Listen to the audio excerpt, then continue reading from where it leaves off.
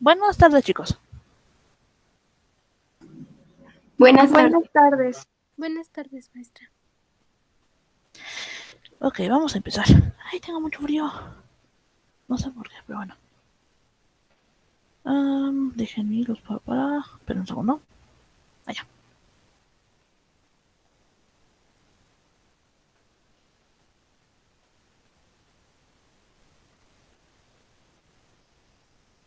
Allá. Ok. Vamos a comenzar porque tenemos muy poquito tiempo el día de hoy. Entonces, un segundo.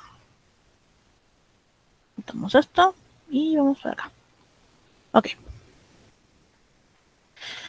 Bueno, chicos.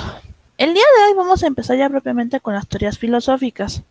Ahora, necesito que por favor me pongan mucha atención y especialmente si llegan a tener dudas con algún término o algo en específico, me pregunten, porque como que Salta está ligerito, pero los que tienen a ser un poquito más pesados para esta teoría son justamente Kant y Hegel. Entonces, cualquier duda que tengan al respecto, por favor, pregúntenme. Y bueno, dicho esto, vamos a comenzar.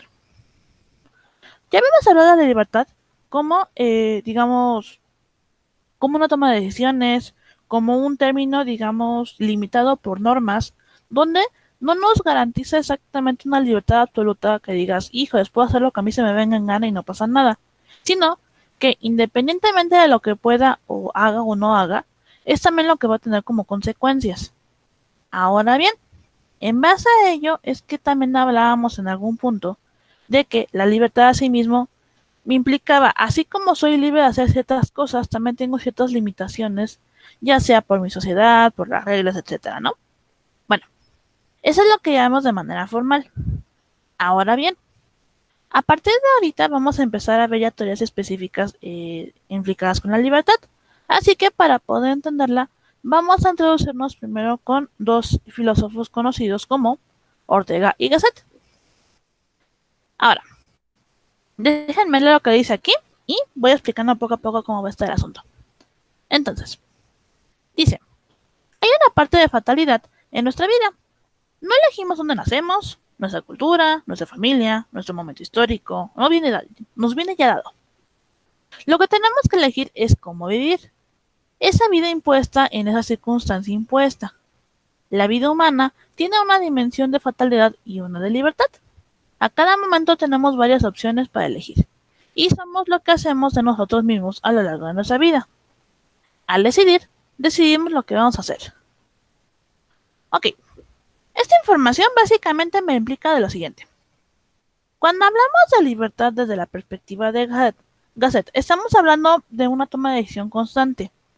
Gasset nos mencionaba que cuando, bueno, nosotros como seres humanos no tenemos, digamos, algo así que digas, una decisión primera en decir, yo voy a nacer en cierto lado, o voy a tener ciertos padres, o voy a nacer en tal país, o en tal, digamos, momento histórico. No, realmente no lo decidimos nosotros. Eso es algo que de alguna manera que por circunstancias se da y se acabó. No hay, como que no hay una explicación así que digas, ya es que nací en este lado porque me mandaron por... No, no hay una explicación tal cual. Nacemos por circunstancias y se acabó. Ahora bien, esta decisión entonces no es por nuestra cuenta. Pero aún así Gasset dice que independientemente de las decisiones que nosotros no se dan por, digamos, por nuestra cuenta, porque digamos no lo tomamos como que decir, es que yo decidí que voy a nacer aquí. Lo que sí podemos decidir de alguna manera es lo que vamos a hacer después de ello. ¿En qué sentido? Ok, nacer en determinada familia, con determinado nivel económico, a lo mejor con determinadas circunstancias en específico, pero entonces a partir de lo que yo tengo, lo que me rodea en general, yo tengo que entonces tomar decisiones, pero en base a, digamos, redirigir mi vida, ¿no? Entonces, en este punto, por ejemplo, podríamos decir que yo tengo, digamos, la obligación de elegir qué voy a hacer, que digamos que voy a trabajar a futuro, cómo lo voy a hacer, qué tengo que hacer para hacerlo, o sí que hacer las acciones necesarias para hacerlo, y finalmente cómo voy a vivir. Porque entonces Gasset mencionaba que justamente independientemente de que las circunstancias de mi nacimiento y en general de mi lugar de origen no sean, digamos, decididas por mi persona,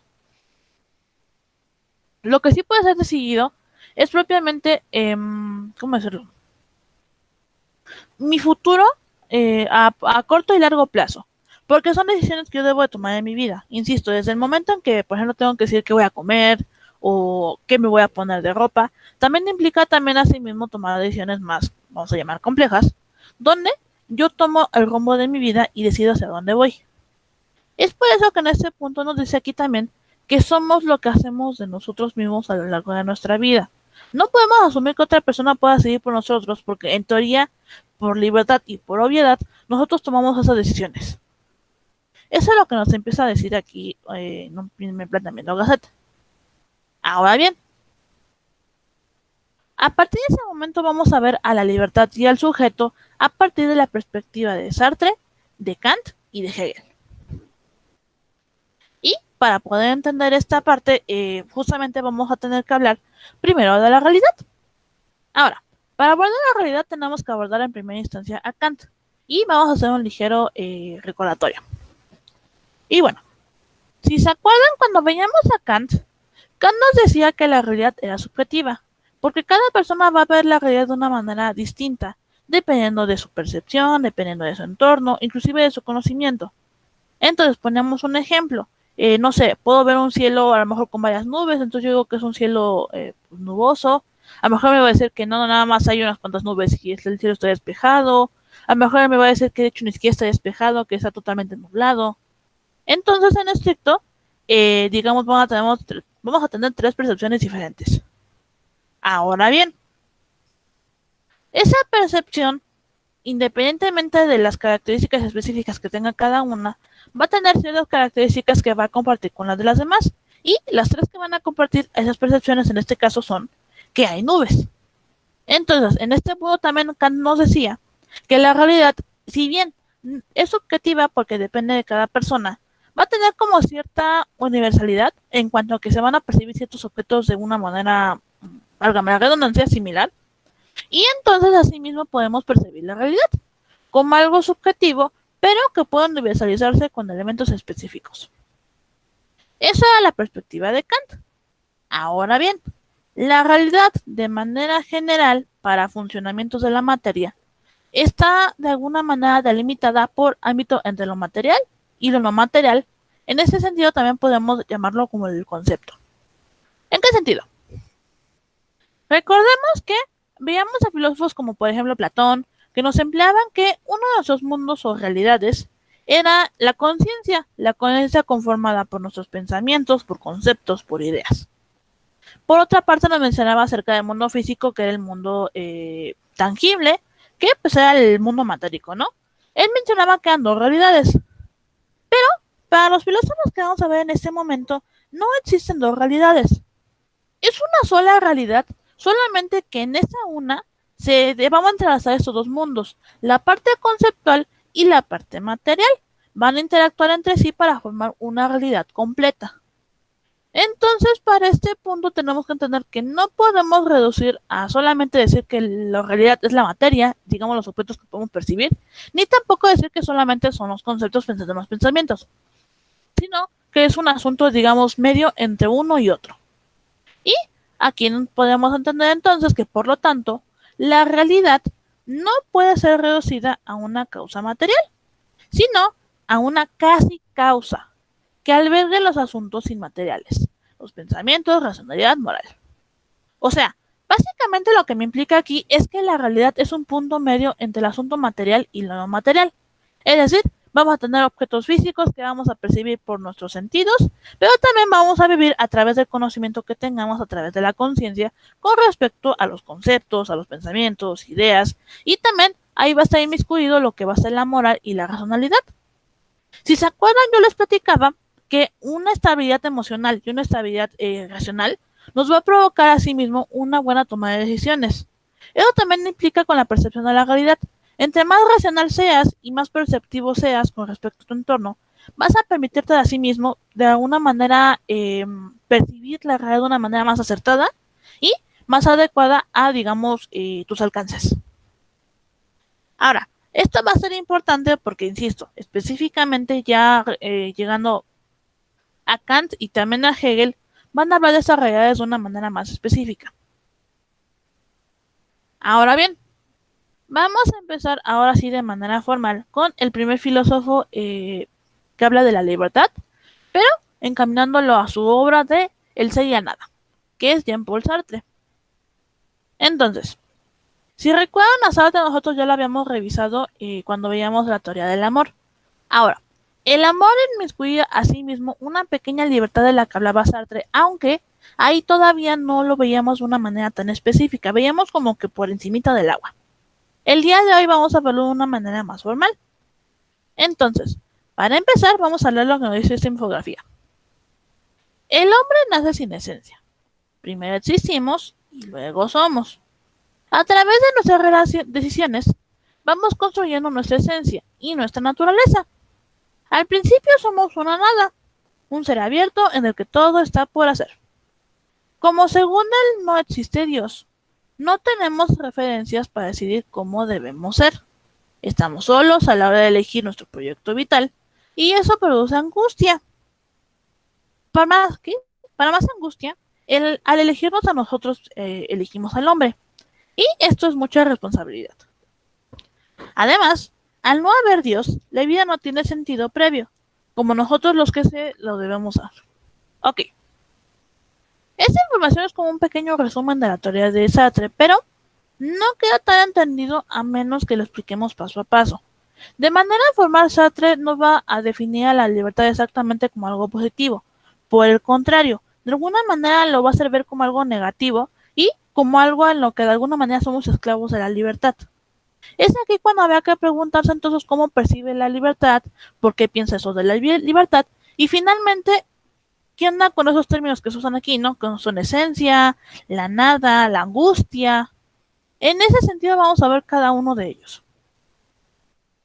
Y bueno, para ingresar con Sartre, primero tenemos que hablar acerca de la conciencia.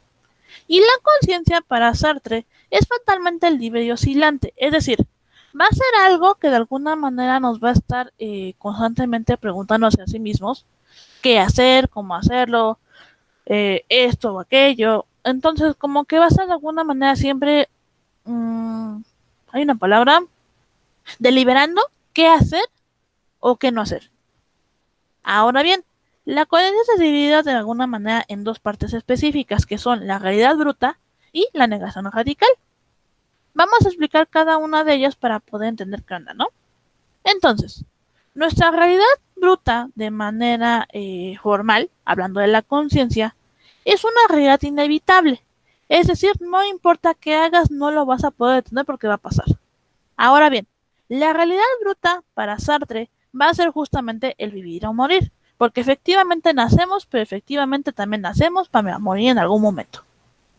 Ahora, esta parte justamente en que yo sé que voy a morir en algún punto porque no lo puedo evitar, porque soy un ser racional, soy un ser efímero, me va a implicar entonces que yo siempre voy a estar consciente de ello, que esta angustia que voy a tener porque voy a morir no importa lo que haga, yo voy a estar viviendo con la constante pensamiento generante angustia de que yo en algún momento me voy a morir. No importa lo que haga, no importa que diga, no importa que mueva, me voy a morir en algún momento. Ahora bien, esta, digamos, angustia que sabemos a través de la conciencia, porque lo sabemos de que no importa que hagamos, vamos a morir, me va a provocar asimismo en la conciencia lo que conocemos como una negación radical, que de manera muy sencilla es no asumir o ya propiamente una negación de la realidad.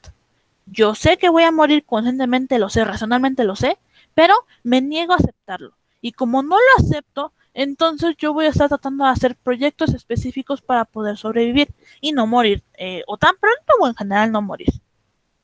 Pero hay algo con los proyectos que se generan en la negación radical de los que voy a hablar en un momento más. Y tienen que ver mucho, digamos, con esta parte de la aceptación. Ahora, Sartre dice que el hombre conoce su condición mortal, su condición mortal, pero niega dicha condición conscientemente. De nueva cuenta, el hombre sabe que va a morir, no importa lo que haga. No importa, digamos, que tanto llore, que tanto patalee, no importa, porque se va a morir en algún punto. Pero justamente porque lo sabes que, insisto, lo va a negar constantemente, eso es algo, digamos, natural en el ser humano. Ahora bien, el hombre sabe que va a morir sin importar qué. Y esto le va a generar un sentimiento de angustia constante. Eso no lo va a poder, digamos, evitar. Ahora bien, el hombre a sí mismo está condenado a dos cosas. Uno, a la libertad absoluta y otro, al fracaso. ¿Por qué? En el caso de la libertad absoluta, vamos a ver un poco más adelante, pero les estoy dando un poquito. Se va a referir a el hecho de que no importa qué hagamos, no podemos renunciar a la libertad, debido a ciertas connotaciones que, digamos, están implícitas en ella. Ahora, otra cosa que va a condenar aquí, o más bien que va a decir que el hombre va a estar condenado aquí, es estar condenado al fracaso. Porque, de manera, vamos a llamarlo formal, el ser humano siempre va a hacer proyectos de vida para justamente sobrevivir o alejarse de la muerte lo más posible. Pero esto es un fracaso de alguna manera, porque, insisto, no importa lo que hagas, no importa cómo te muevas o qué tanto quieras hacer, eh, no puedes evitar la muerte. Entonces, este sentido, por eso es que Sartre va a decir que este asunto de la búsqueda de evitar la muerte, pues no va a ser, digamos, factible y está condenado al fracaso. Ahora bien, antes de empezar esta parte tengo que aclarar un par de cuestiones. Para empezar, Sartre no fue el primer personaje que habló acerca de la libertad como un estigma de maldición. El primero que habló sobre ello, o al menos el que yo recuerdo, se llama San Agustín de Hipona. San Agustín de Hipona mencionaba que la libertad era un asunto malo, pero él lo veía desde la parte de la religión. Y es que él decía que Dios nos dota con libertad para poder decidir si creemos o no en él. Tenías esa, digamos, libertad de decidir. Ahora, San Agustín de Hipona decía que era algo malo porque tenías la libertad entonces de decir no creo en Dios. Y entonces era un hereje de manera formal. Entonces, por eso, de alguna forma, para San Agustín de Hipona eso no era como tan, pues tan adecuado, vamos a ponerlo así. Ahora, entendida esta parte, vamos a hablar ahora del, digamos, del papel del hombre en la relación justamente de la libertad y de la conciencia. Entonces, el hombre es lo mismo que el sujeto y el sujeto va a tener un proyecto continuo de actos, es decir, conscientemente siempre vamos a estar tomando decisiones. De eso no nos vamos a poder, digamos, liberar.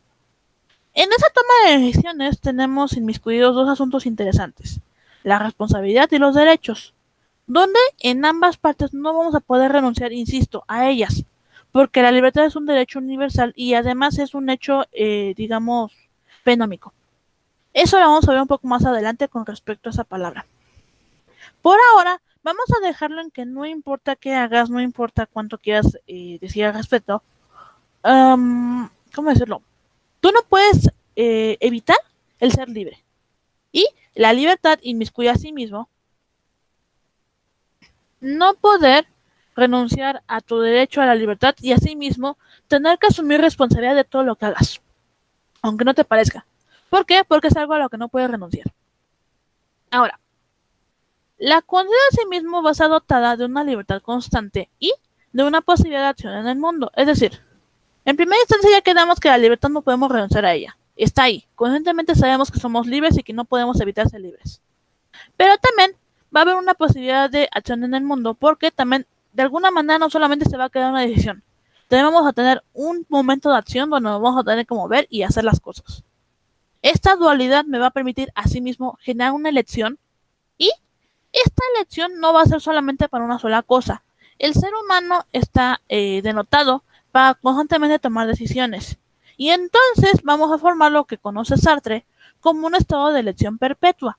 Porque no importa bajo qué circunstancia esté, yo tengo que tomar decisiones. Tomo té, tomo café. Hago la tarea, no hago la tarea. Llego tarde, no llego tarde.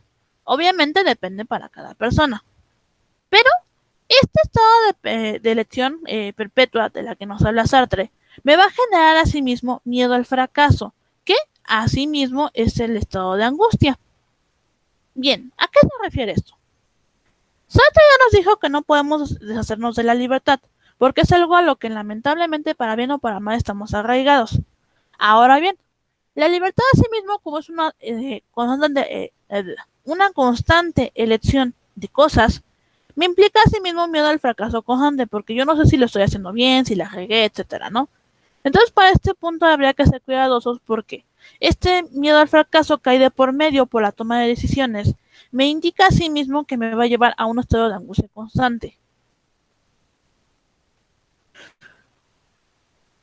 Y es aquí cuando entramos en la siguiente paradoja.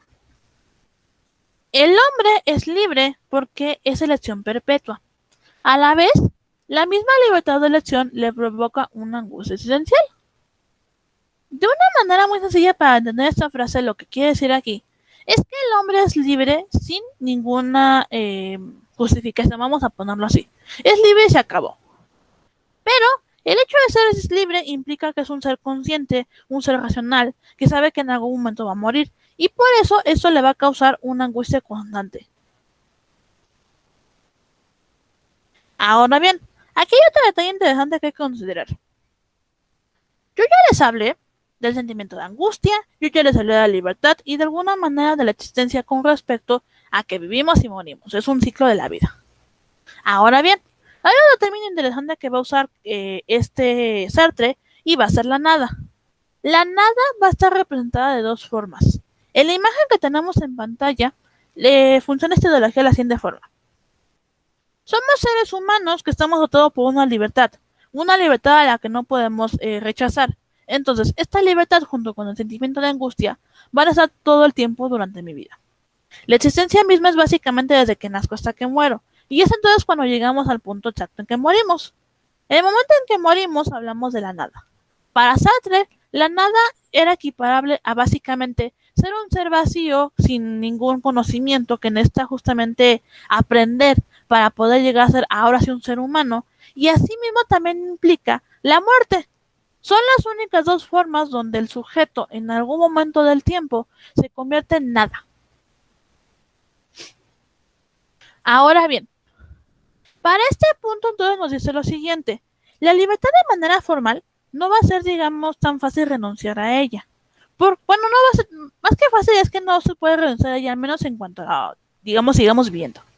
Es entonces cuando aquí se plantea una posibilidad de aniquilación con respecto a la libertad. Y nos dice lo siguiente. El proyecto perpetuo nos significa a nosotros propiamente el vivir. Básicamente crear proyectos específicos para poder sobrevivir y pues ser un ser humano funcional. Ahora, si de ese proyecto perpetuo se diera un paso a la nada, eso implicaría básicamente morir. Lo que en este punto lo que nos quiere decir es, la libertad implica básicamente una decisión muy simple que nos va a acaparar después muchísimo más. Vives o mueres. Y ya que decidiste, no hay forma de negarlo.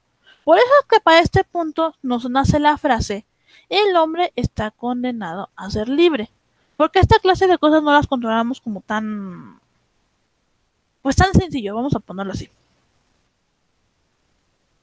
Ahora bien, yo ya les hablé de propiamente la conciencia, ya les hablé de la libertad, ya les hablé del sentimiento de angustia, propiamente de la muerte, y finalmente también hablé de esta parte que es la nada, que ya quedamos que la nada se puede representar como la muerte o en el momento exacto en que nacemos, que no conocemos el mundo porque no tenemos información, y es entonces cuando somos un ser vacío que necesita llenarse, que necesita complementarse, estudiar, para que en algún momento ese se convierta en sujeto que así mismo se convierta en lo que nos menciona aquí en la infografía, esencia.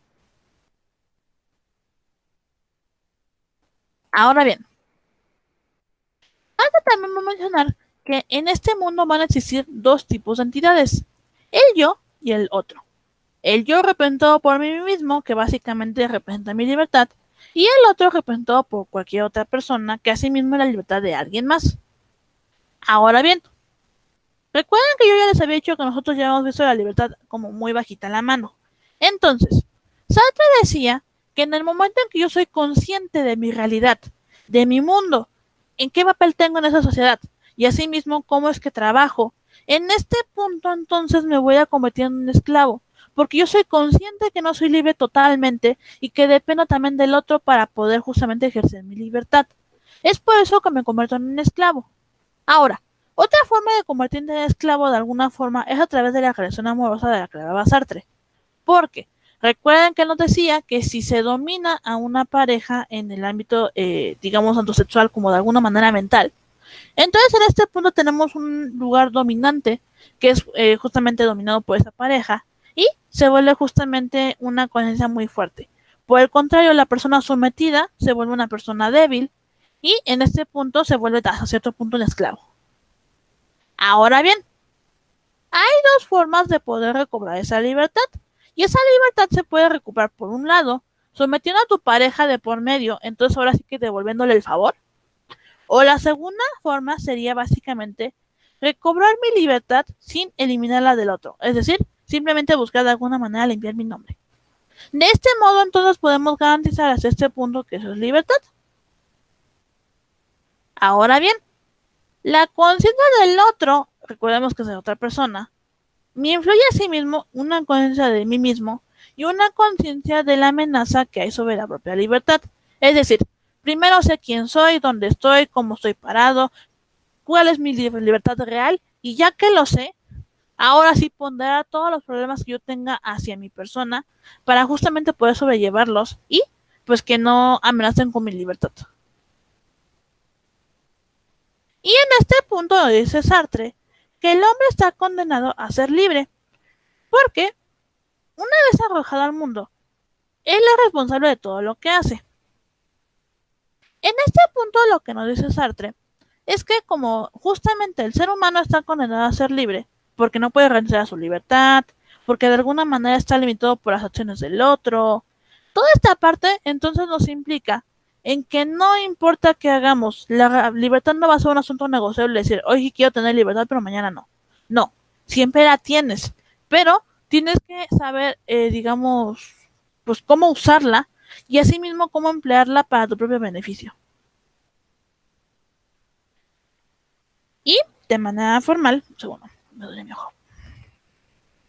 Lo que nos dice aquí es que el mundo de alguna manera, el mundo que vivimos actualmente, se conoce como un mundo de condenación. ¿Por qué? Porque básicamente nosotros como seres, digamos, terrenales, estamos pagando un castigo. Ese castigo es no poder ser singular. Voy a explicar esta parte antes de proseguir. Como seres humanos, nosotros creemos que de alguna manera es fácil conseguir una singularidad. Entonces, el ser uno único y especial, vamos a ponerlo así, digamos, es como el prospecto de la actualidad. Ahora bien, el detalle radica, ay, ojo, que no importa, ¿cómo lo explico? No importa qué tan singular quieras ser, el sistema de alguna manera te va a absorber y lo va a volver como algo normal. Entonces, no importa qué tan singular crees que seas o qué tan singular quieras, digamos, quieras ser a largo o corto plazo, porque no va a ser posible de una manera tan sencilla, puesto que de alguna manera estás arraigado a, digamos, a los otros. Y es aquí cuando nos dicen este punto, que el mundo social en el que vivimos, donde luchan libertades opuestas, van a adoptar ciertas posturas que asimismo los van a delimitar como amo, como esclavo o como un ser intermedio que no va a interferir en ni una ni otra relación. Esas posturas van a ser la postura indiferente, la interesada y la conciencia, donde lo indiferente básicamente me pide, digamos, no interferir y simplemente ver cómo pasan las cosas. La postura interesada, digamos, por su propio lado, va a estar, digamos, metida en saber lo que está sucediendo para justamente poder someter a otra persona de por medio. Y finalmente tenemos la postura de la conciencia, donde básicamente yo sé quién soy, dónde estoy parado, qué es lo que puedo o no puedo hacer. Y entonces en ese momento, así como ser consciente y someterme a los deseos del interesado, o por el contrario, intentar retomar mi libertad basada en lo que yo sé. Eso es lo que me implica para este punto la libertad de Sartre. Ahora bien, ¿tienen dudas con respecto a lo que les acabo de explicar?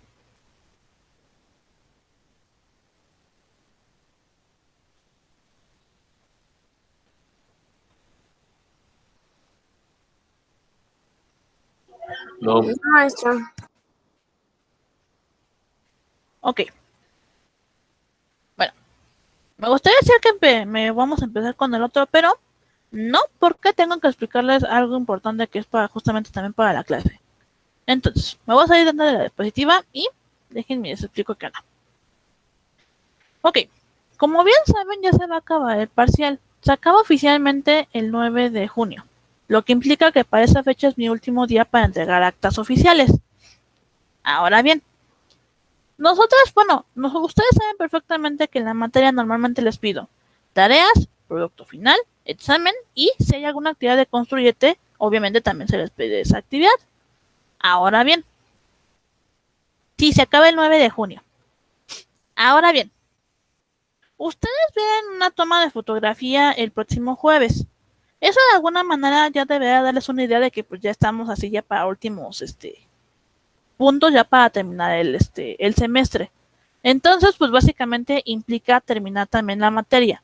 Ahora bien, nosotros vamos bien con respecto a los temas. Nosotros de manera formal, los temas los terminaríamos el próximo viernes.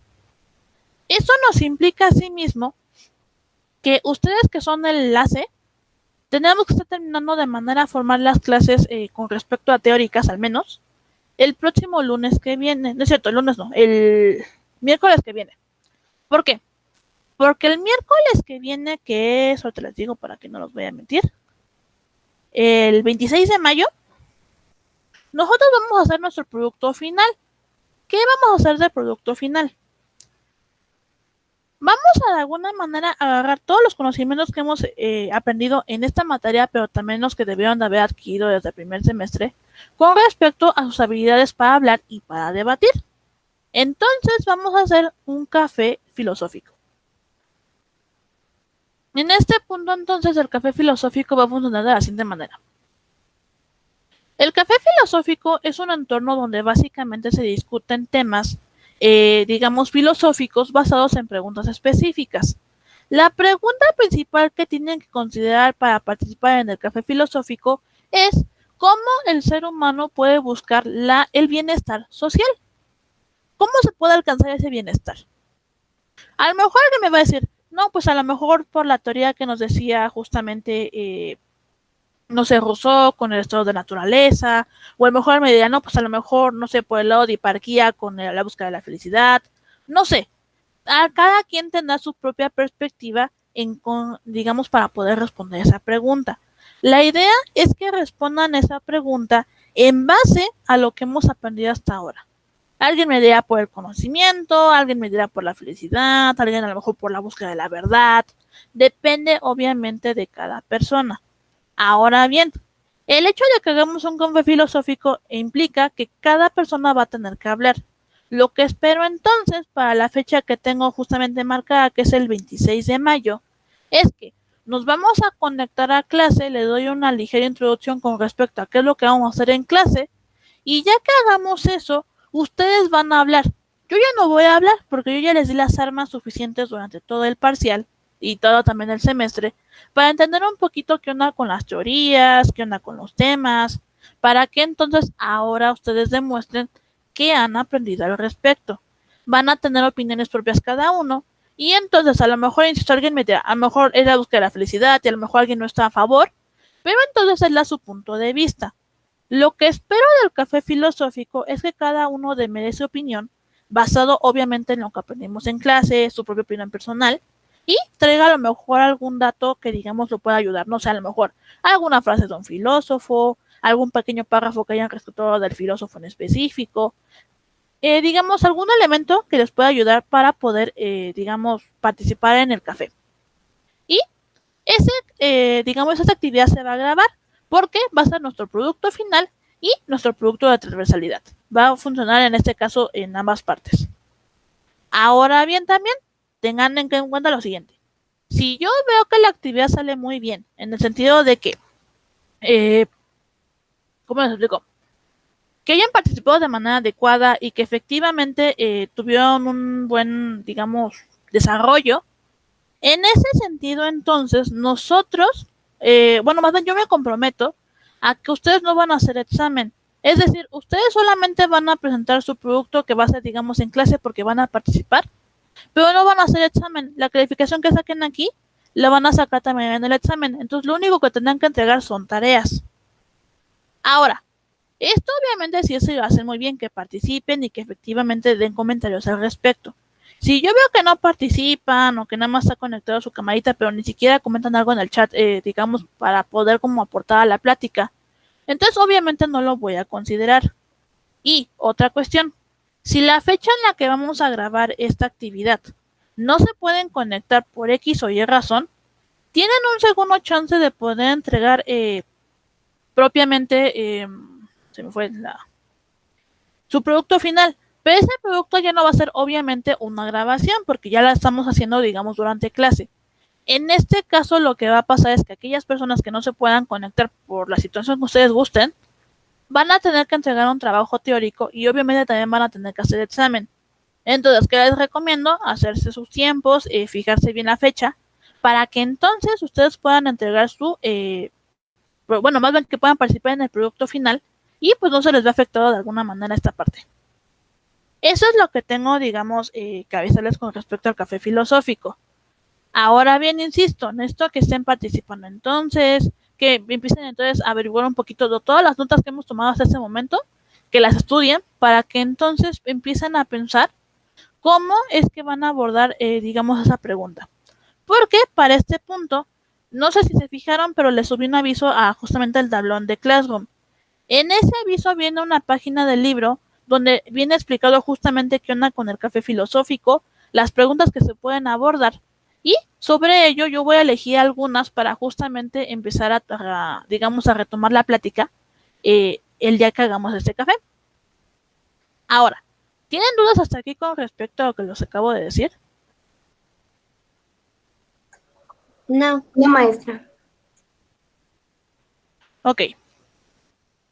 De cualquier manera, recuerden que ese día donde hagamos esta grabación, que insisto va a ser el miércoles 26 de mayo, primero os voy a dar una introducción leve y luego ya vamos a empezar. Obviamente yo ya no voy a estar hablando mucho porque se supone que ustedes ya es su turno, o sea, ahora les toca a ustedes opinar al respecto. En ese sentido, digamos aquí sí. ¿Sí? Ah, si no les han avisado, que, bueno, a mí me avisaron que el jueves que viene no vamos a tener esa sesión con los Edstots porque van a tener su foto de generación. A mí me dijeron eso, entonces pues ya lo tenía como contemplando que ese día no los voy a ver. Oh, bueno. De esta semana, el jueves 20. Se supone que todos les tienen que avisar en estos días, pero yo tengo entendido que el jueves no les van a tener clases porque los van a llamar a la escuela para que les tomen la foto de generación. Nada más que a mí no me afecta con ustedes porque pues yo no tengo clases así con ustedes, ¿verdad? Pero sí tienen entendido eso. Ok. Eso es con respecto a, digamos, a eso. Ahora, no tienen dudas al respecto, chicos. Por ahora sería todo. Ahora, nada más un detalle, nada más no se vayan a desconectar todos. Los chicos que están conmigo en lo del concurso de Leamos Ciencia, pues bueno, eso que se queden porque tengo que hablar con ellos. Los demás ya se pueden ir retirando de una vez. Nada más me quedo con... Ahorita les digo porque siempre se me olvidan los nombres. Qué mala persona soy. Con Balí, con Adaya y con Clemente. Hasta luego, maestra. Nos vemos, chicos. Maestra. Buen día. Nos vemos, nuestra.